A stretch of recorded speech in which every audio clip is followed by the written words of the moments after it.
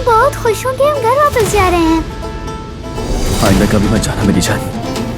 कोई खबर मिली क्या तुर्क की? नहीं फराद, वो चाहे कहीं भी छुप जाए लेकिन हम ढूंढ निकालेंगे। ये क्या कर रहा है यहाँ क्या कर रहे हो? बेहतर है कि चले जाओ यहाँ से। इंसान अपनी कही हुई बात पर कायम नहीं रहते हैं ना। अल्लाह तुम्हें हिदायत दे।